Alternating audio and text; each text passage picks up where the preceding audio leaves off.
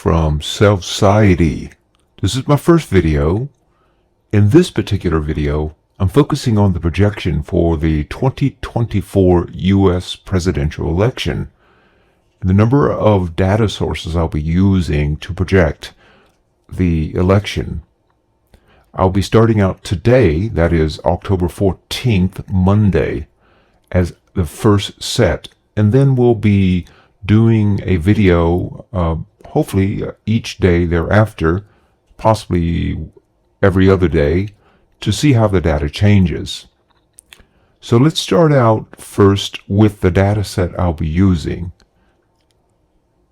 First and foremost, I will not be using the polling because I find that the polling in the past several let's say 2 or 3 election cycles have been extremely unpredictable and not very reliable. For example, we found that most of the polling supported a pretty steady win for Hillary Clinton. Turns out that that didn't happen. Donald Trump got elected, despite the fact that polling suggested that she would win the popular vote clearly by 5 or 6%, including states like Michigan, Wisconsin, Pennsylvania.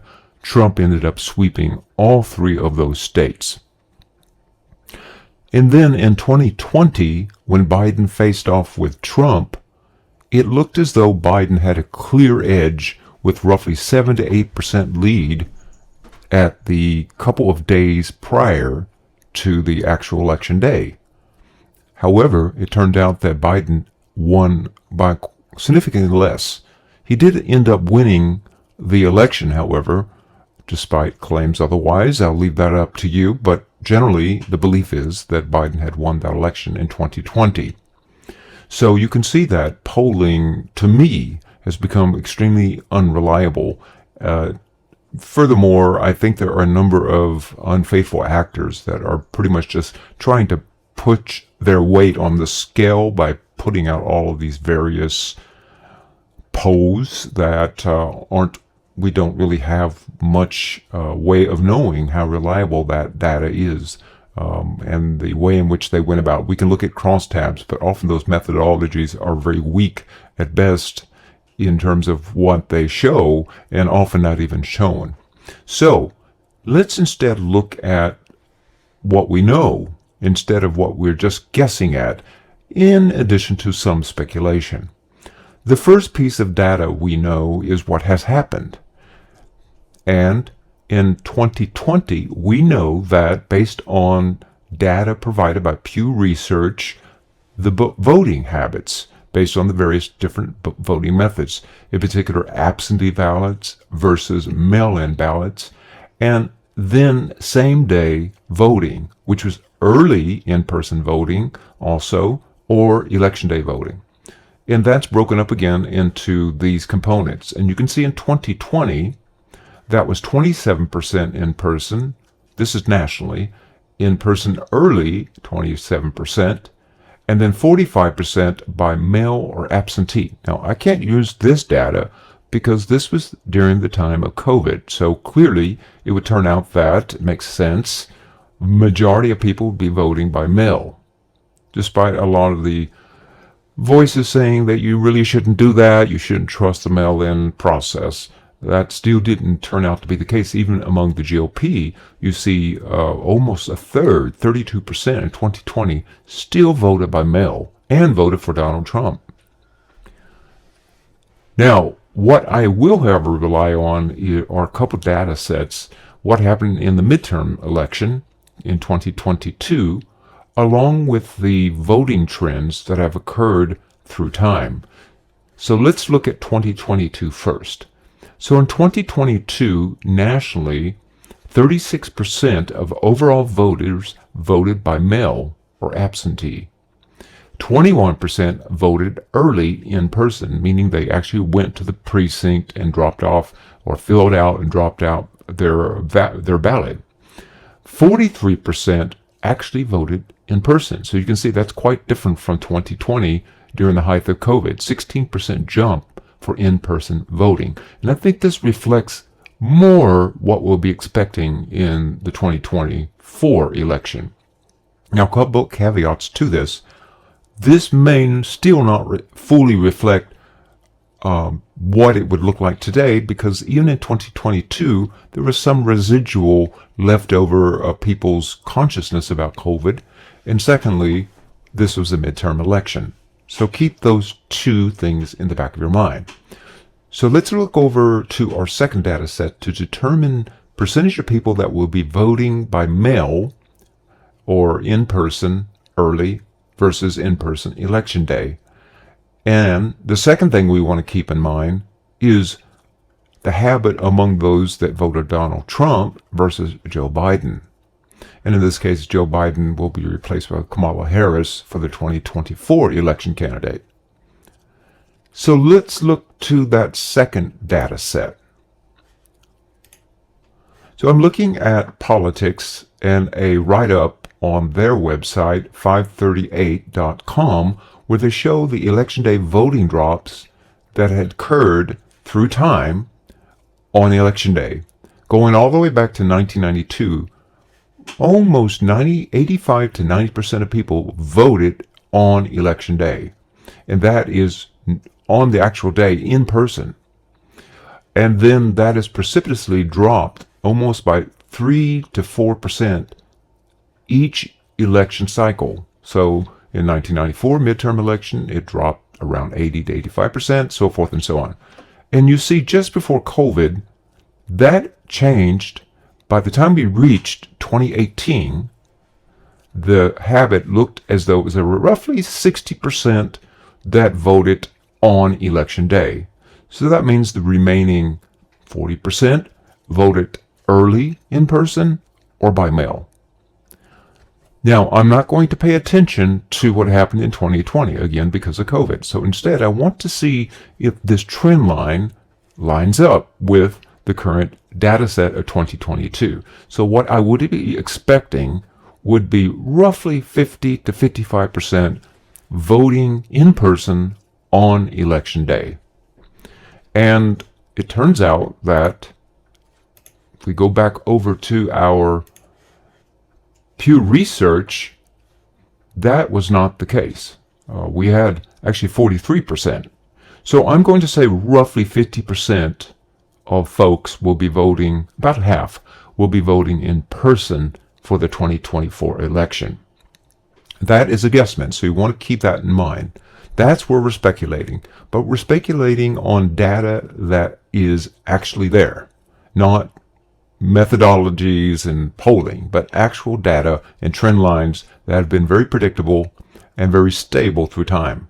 So I think that guesstimate is probably in the neighborhood of 90 to 95% accurate, really.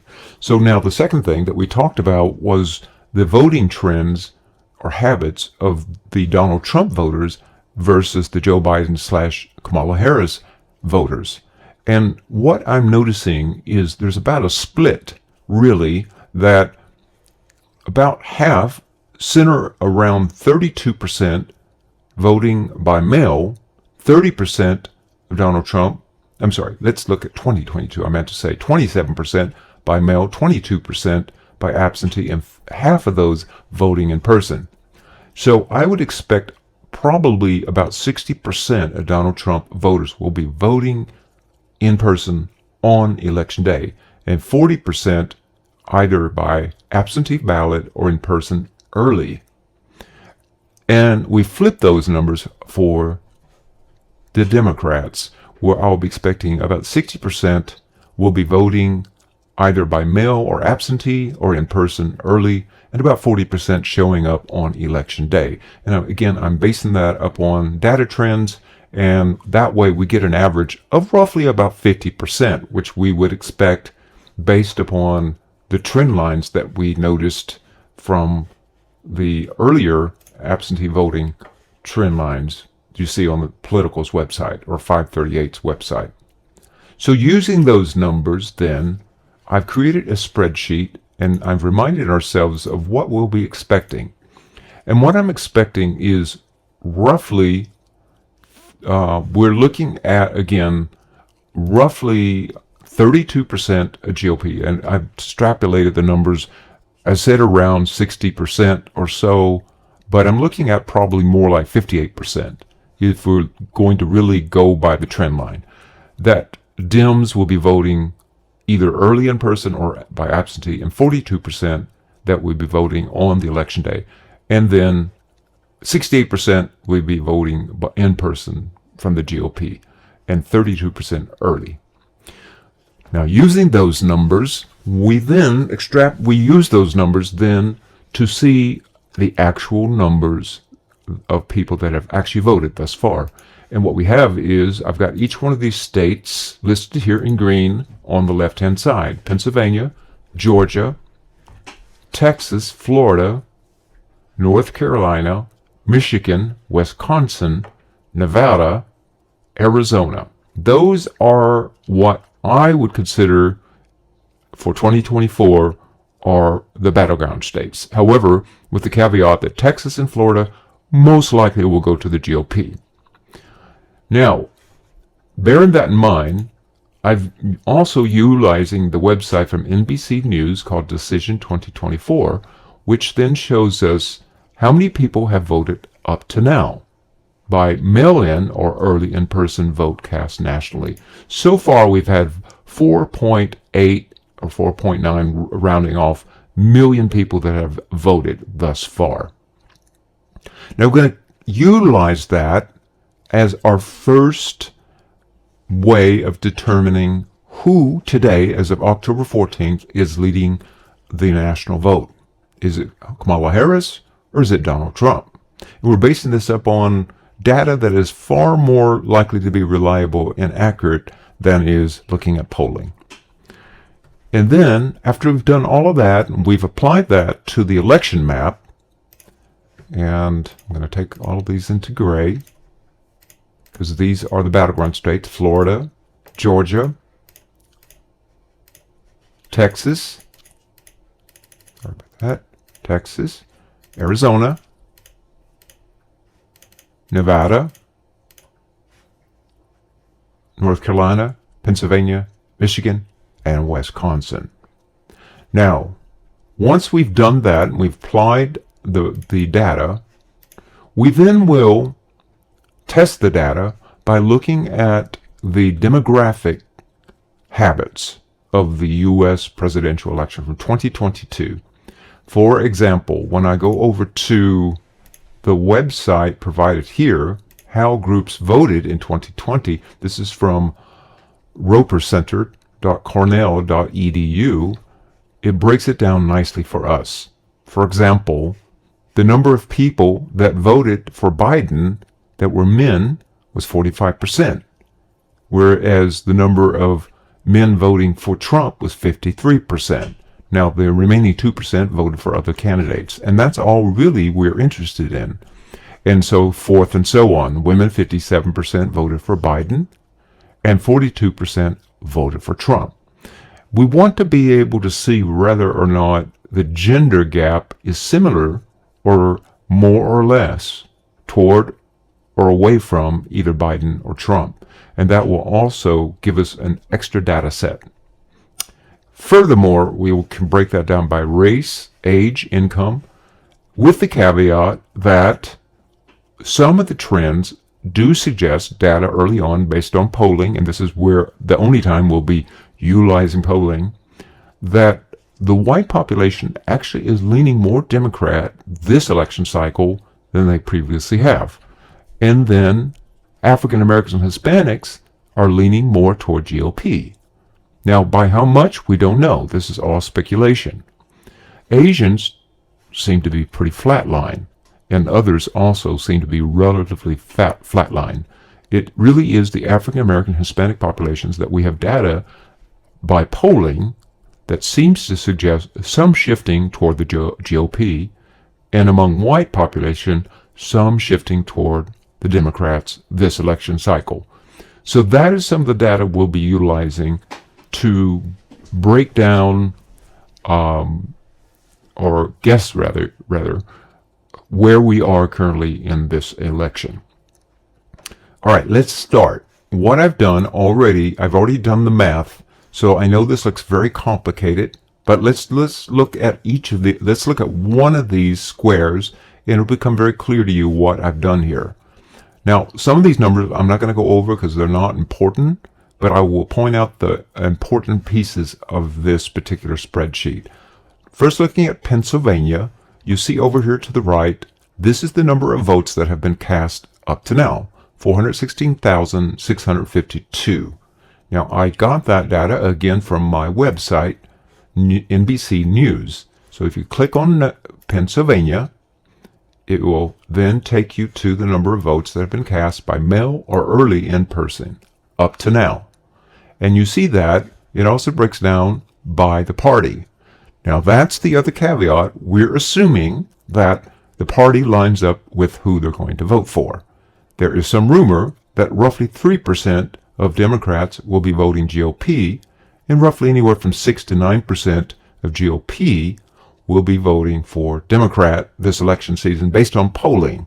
So we'll be using polling very scantly, but for right now I'm just going to strictly use the numbers that we have and speculate that if it says 69% thus far have voted for Democrat in Pennsylvania, then we're going to use that number.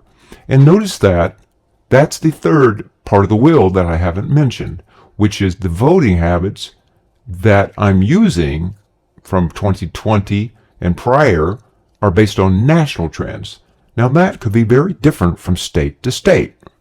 So in order to address that, we have to go over to another website, or that same website rather, on 538.com. And we go down and it breaks down where between 2016 and 2020 how the voting trends change. For example, you can see Wisconsin right here. This middle line's 50%. So roughly 49% of folks in Wisconsin voted early, and roughly 51% voted in person. So that's what you're seeing here. And that's mail-in ballot. Sorry, that's only mail-in ballot. It doesn't include early in-person voting. But I went down further on this particular page, and we see that it gives us most of the battleground states and how they turned up on election day. For example, in Pennsylvania, 34% voted for Biden and 65% voted for Trump on election day. So that's 34% of Democrats showed up to vote for Biden, and 65% of GOP showed up to vote for Trump. So what does that mean? That means that majority of folks in Pennsylvania, roughly about what it was on the national level. But if you look at other states, for example, let's look at Delaware. It was about even. 49% of Democrats showed up on election day, and 49% of GOP, or Trump voters rather, showed up on election day in Delaware. So you can see that this is not going to be reliable unless we have every one of the battleground states, and I can't guess what that's going to look like. But what we can do is when we're completing our map, we can kind of look at the demographics and also look at some of these states, where they may be unclear who's ahead, and kind of guess where we think that's going.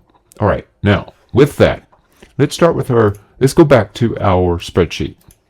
So on the right-hand side of the spreadsheet, you see the state here on the left, and on the right in pink is the number of votes cast as of April 14th, 2024.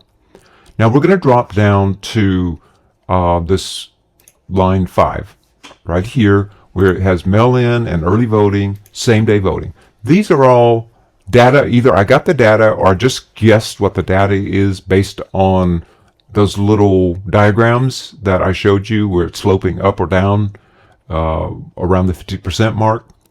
So this is something we might be able to use if we have a state that is not clear, but we're not really going to use it for the most part.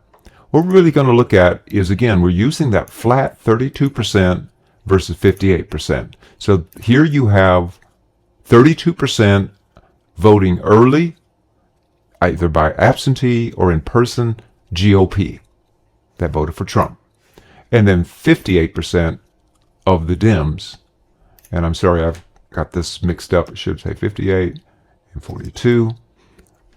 And then this is adjusted for same-day voting, adjusted for mail-in and early voting in person. So that's what this means. So you see 32%. This is the projection that we're utilizing.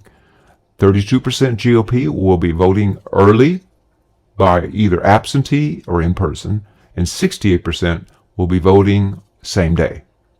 For Dems, 58% will be voting by mail, by absentee, or in person early, and 42% will be voting in person on election day. So that's what we're using. And then it gives us a number where basically I've divided the number over here, the number over here by the number over here.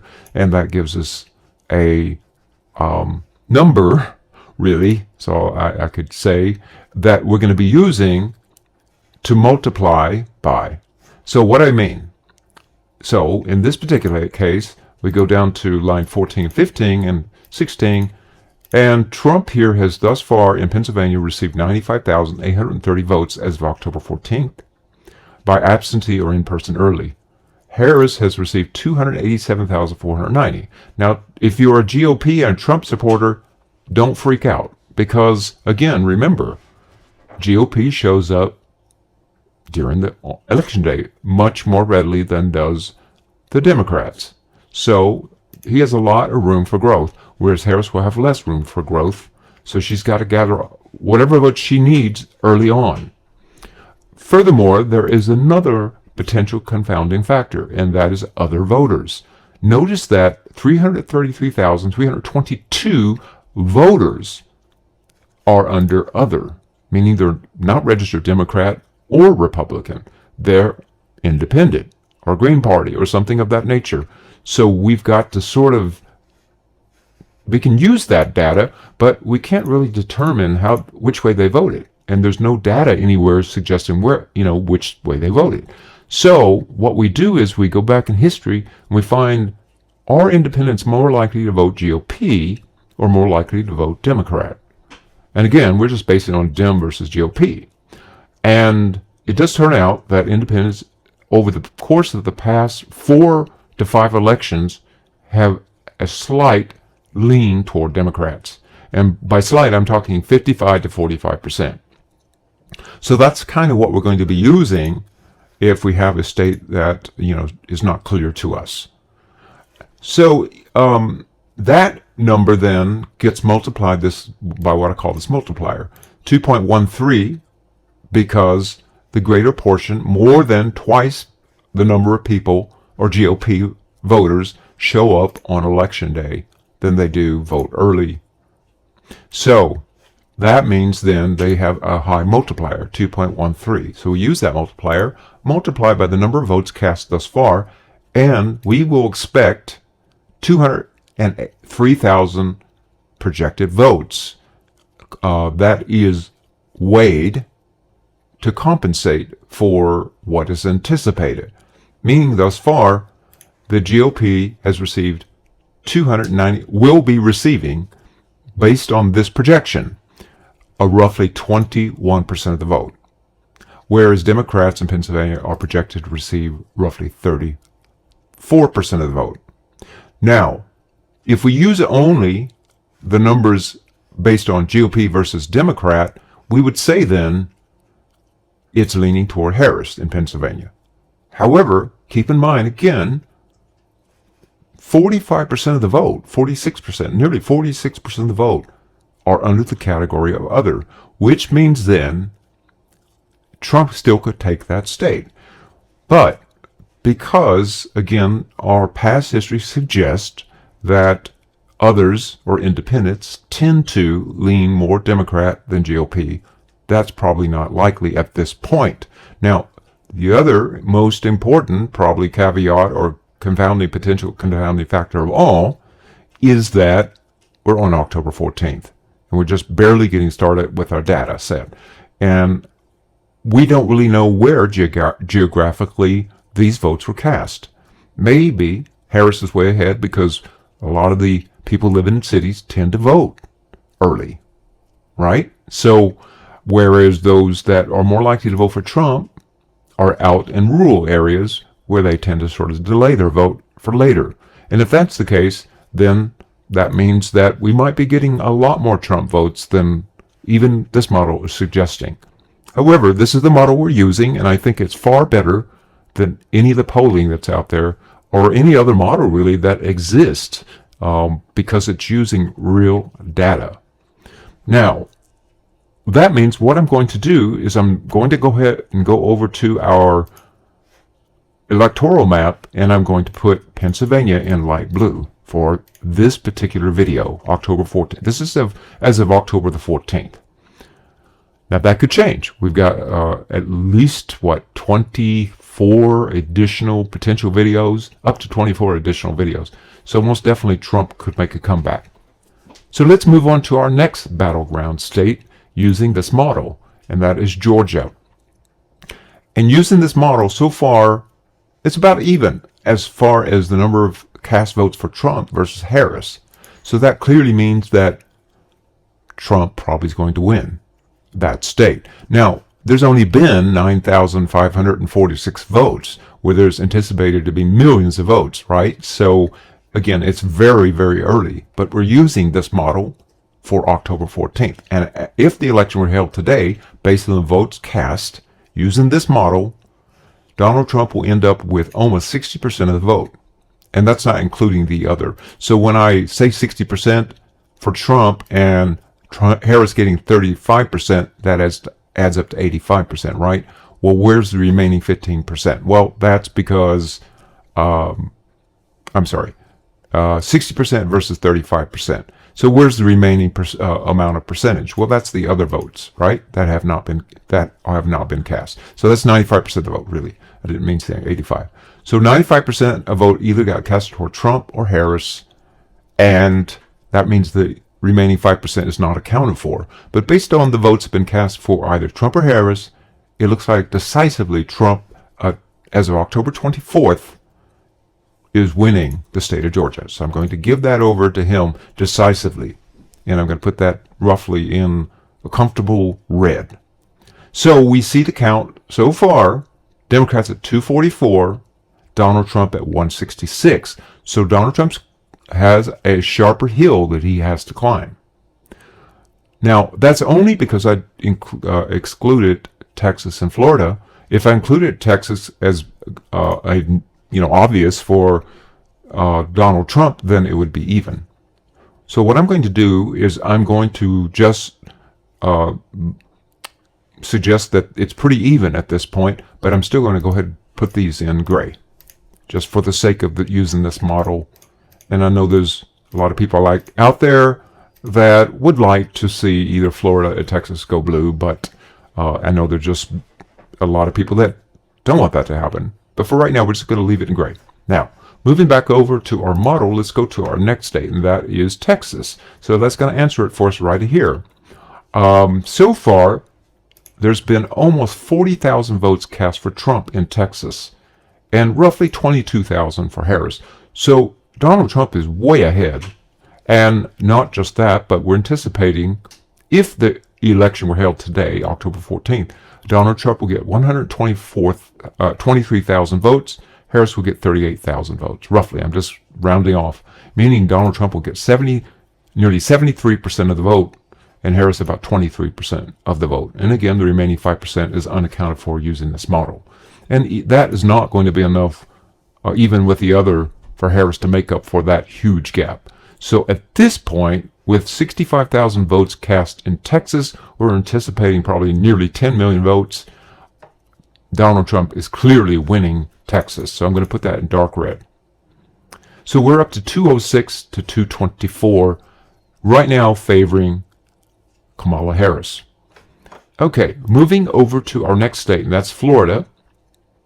Using the same model, Trump thus far has received 195,000 votes, whereas Harris has received 226,000 votes, rounding off, means she's right now ahead. But using our model, it turns out that when it's all said and done, Donald Trump would decisively win that state. That's if, again, the election were held today, with 608,000 votes with Kamala's 290,000 votes, meaning Donald Trump will get 50%, Harris would get 32%, and the remaining 17% is unaccounted for. But that 17% would maybe tie them, but it would have to mean all of those other votes will go only to Harris, and that is extremely unlikely. With roughly half a million votes cast thus far, anticipating about 8 million votes, right now, clearly, Donald Trump is winning Florida. So, that means Donald Trump's up to 236, pretty much tied with Harris, who is 244. So the remaining states are North Carolina, Michigan, Wisconsin, Arizona, and Nevada. So let's move on to our next state, and that is North Carolina. Now, in this particular case, I am going to go ahead and skip North Carolina because I really believe at this point that is the deciding state in terms of whether Donald Trump can actually win or not. That and Pennsylvania. So we've already done Pennsylvania, so I can not undo it, right? So Nevada is the remaining state that tells us whether Donald Trump is going to win this or not. So we're going to skip that one for now. But if he wins North Carolina, there's no way Harris can win. That's basically what I'm saying here. So let's skip down to Michigan. Now, with Michigan, we have Trump with 184,000 rounded off, whereas Harris, I know it says Biden, but it should say Harris, has 309,000. So she's way ahead. However, using our model, when it's all said and done, Donald Trump will take the lead with roughly 48% of the vote and Harris 44% of the vote. Now, that's, again, if the election were held today. So that means there's a slight lean for Trump. Now, here's a case where the other could make a difference because roughly 8% are unaccounted for. And again, it shows how close the state is. And it has been the case since back in 2016. Even before that, actually, Michigan has been a battleground state for quite some time. So in this particular case, if the election were held today, it would slightly go to Donald Trump. So Donald Trump then goes ahead with 251 and Harris with 244. Now let's move on to our next state. And in this case, it's Wisconsin. So far, roughly 43,000 votes have been cast in Wisconsin for Trump and 90,000 for Harris. Using our model, when it's all said and done, Harris will walk away with more votes, with roughly 33% of the vote, with Donald Trump's 28% of the vote. And again, we've got enough, about 39% of others, that are not accounted for, that clearly will potentially make the difference. But since I am committing one way or the other, I'm going to suggest if the election were held today, that will go, Wisconsin will go to Kamala Harris. And I'm just going to put it in light blue. So now we're at 254 to 251 Donald Trump. Now let's move over to the western states, the Sun Belt states of Nevada and Arizona.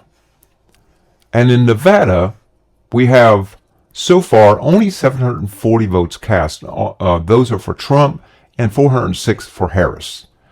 And that means Donald Trump clearly is going to win the state of Nevada if the election were held today, with roughly 60% of the vote, with Kamala Harris' weak showing of 18%. And the remaining 21% is just not possible for Harris to make up that difference.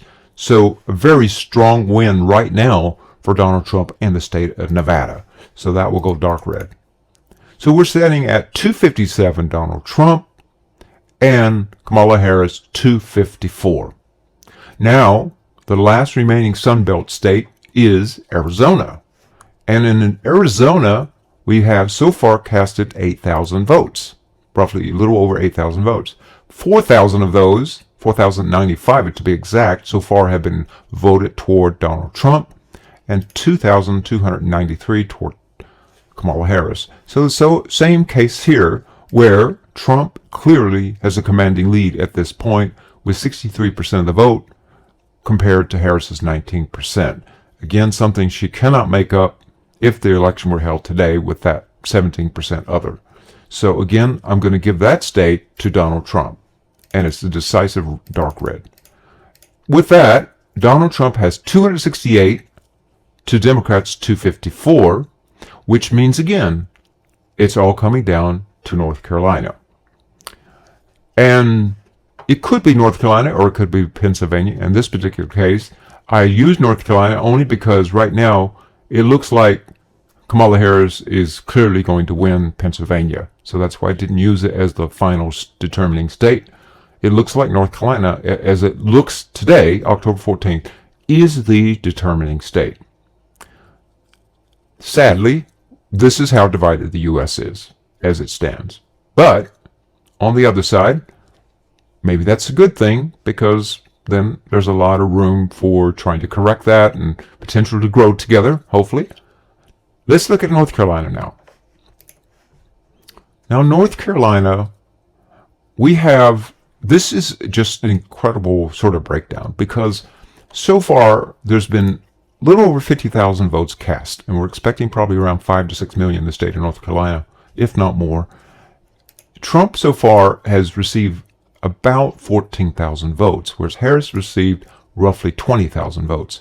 But using our model, it looks like Donald Trump's going to win North Carolina with 38%, compared to Kamala Harris's 30%. But North Carolina's a state where they have a huge independent population with 32%. And again, if we were to break that down, let's say that of that 32%, roughly 20% of it goes to Kamala, and the remaining 12% go to Trump, then you're looking at something quite different. In that case, you're looking at 49 going to Harris and 49 going to Trump, meaning that the state is completely a toss-up, with the other being factored based on historic trends. But we're not doing that at this point, which means Trump wins the state of North Carolina, making it so he returns to the White House, giving him 284 electoral votes to Kamala Harris's 254 electoral votes. That is if the election were held today based on this particular model. Now, having said all that, let's go ahead and look at some of the other trends we're seeing that we talked about earlier, and that is looking at the voting trends nationally as it applies to some of the demographics. In terms of gender, so far 53% have been female, 45% have been male, and then the remaining difference is, for some reason, we don't know what that is. I'm not sure why they're lacking the data on 2% in terms of gender, but that's what it is. Now, let's go ahead and look at what happened in 2020 rather. In 2020, 48% were men and 52% were women. Now, that was a clear, decisive, there was no 2%. We don't know whether it was male or female. But if we were just to use what we have up to now for 2024, we see that women have a 1% advantage, which would tell us then, if we were only using that as our data point, it would tell us that if women are leaning toward Harris, then it looks like she might actually do a little bit better nationally than would Donald Trump. That's if women continue the habit of more likely to vote for GOP, rather Democrat than GOP, and vice versa. Men more likely to vote GOP than Democrat. If that's the case, then we might see a similar election in terms of the national number of votes cast. But how that spreads out through the various states is, well, based upon how the state voting actually occurs, and that's the data we used. But if we look at what we see, we saw that of the nearly 5 million votes so far, let's go over here, gender, 53% are female, meaning there's a 1% gain for Harris over Biden's performance in 2020. So I'm not quite sure what that means exactly at this point. We can only say that maybe it shows that she may be getting at least as many votes than Biden had got nationally over Trump. Where Trump, had where we had 48% of men show up, you're seeing that in 2020 thus far, it's 45%. So even if I use this 2% difference, that's one less. So really, if I use the 2% difference, I'll probably just split it. 1% going to men, 1% going to women, meaning it's 54 to 46. And if that's the case, then it does look like the number of votes cast will be roughly about the same nationally that it was in 2020, with Harris maybe picking up just a little bit more. Now, why that doesn't translate into Harris winning, a couple of reasons. Many of the states that are leaning toward GOP picked up electoral votes from the 2020 census. And states like New York that are more likely to lean Democrat lost electoral votes. So that really gave an advantage already, an additional advantage for GOP in 2024 over 2022. That's one case. And the other case is the way the demographics are shifting. Where do the various different racial demographics tend to live in the various different states? So let's now look at that data set. And in this case, I'm just going to specifically look at African American. Now, you can see that as a group, 13% in 2020 was the number of that were African American that voted in that election. And the vast majority of them voted for Biden, 87% to 12%. Now, I'm just saying, again, if we go by what polling has suggested, that has changed. Trump is anywhere around 16 to 18% African American, and the remaining going over to Biden, pretty much the remaining. Meaning Biden lost, or the Democrats are losing roughly 7% of the African American vote from 2020. Meaning they'll only probably receive somewhere between 78 to 80%. And if we go by what has occurred thus far, let's see if that is true. We don't have data for racial breakdown, so I'm not going to be able to let you know that, but we do have age breakdown, and nationally it breaks it down by age group, and 60% of the vote is coming from those 65 and older so far. That's pretty impressive. So if we go by, and they tend to lean more toward GOP than Democrats. So if we look at the 2020 data set for age groups over 65, that was 16%. So it may turn out, that the older population is definitely much more heavy in voting early and voting by mail. That's probably what we're seeing. But if in fact GOP is more likely to pick up those over 65 and over, then that bodes well for Kamala Harris, because most of the votes coming in thus far have been from 65 and older. And the younger populations tend to vote more toward Democrats. Now, again, that trend also there's some suggestions that that trend has also changed somewhat, in that the younger population, because of the shift, particularly among younger African American and younger Hispanic male, shifting more toward GOP than ever before, that means then even the younger population may show up more GOP than they have in previous election. But that's where we're standing as of today. If we go by this particular model, basing it upon number of votes cast thus far and voting trends from the past, which I think are the more reliable sources telling us where we're standing as of today, Donald Trump would be reelected 47th President of the United States and resume the White House sometime in mid to late January of 2025, with 284 electoral votes to Kamala Harris's 254 electoral votes. Now, if you like this video, be sure to give a thumbs up and subscribe.